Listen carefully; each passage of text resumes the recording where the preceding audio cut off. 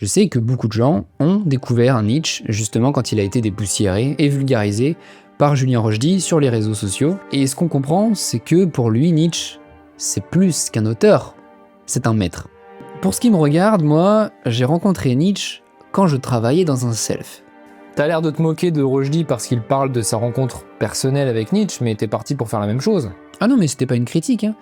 Nietzsche, c'est plus qu'un auteur de livres, c'est d'abord une rencontre. Donc tu travailles dans un self alors? C'était une période où je passais la serpillière dans un self. On peut dire que j'étais prolétaire, je louais mes bras afin de gagner le minimum nécessaire à ma subsistance. J'avais déjà créé ma chaîne, et d'ailleurs après je suis passé exclusivement sur ma chaîne.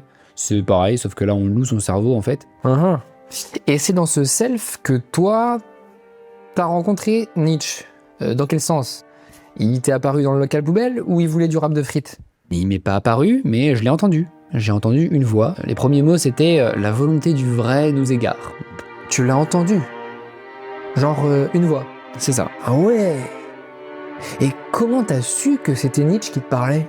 Mais parce que c'était un livre audio, je l'avais mis dans mes écouteurs et c'était le son qui en sortait. Et ce livre que j'avais mis en audio, c'était « Par-delà le bien et le mal » de Friedrich Nietzsche.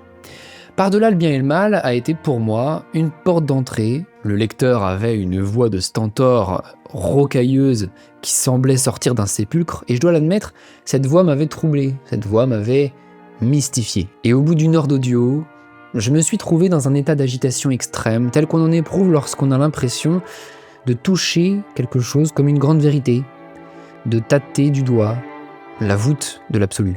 J'ai aimé cette écoute, je pense, oui, j'étais très emballé, très exalté, ça pouvait se voir aux traces de ma serpillière, j'avais fait mon travail comme un sagouin. Et ce qui me plaisait d'abord, en premier, je crois, c'était le ton prophétique du livre. Par-delà le bien et le mal, est à des antipodes de ces voix mielleuses qui d'habitude essayent de me forcer l'indignation. On vit aujourd'hui dans une démocratie où la seule clé pour parvenir aux hautes fonctions de l'État, c'est de s'attirer des votes. Et où la clé pour s'attirer des votes, c'est de susciter l'indignation pour telle ou telle catégorie, telle ou telle victime. Mais il y a des vraies victimes parfois, tu sais, dans la vie.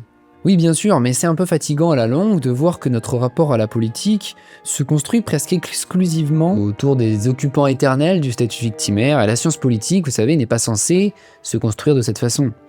Et à tort ou à raison, ce que j'aimais chez Nietzsche ce jour-là, à ce moment-là, c'est qu'il n'a que mépris pour la primauté du sentiment.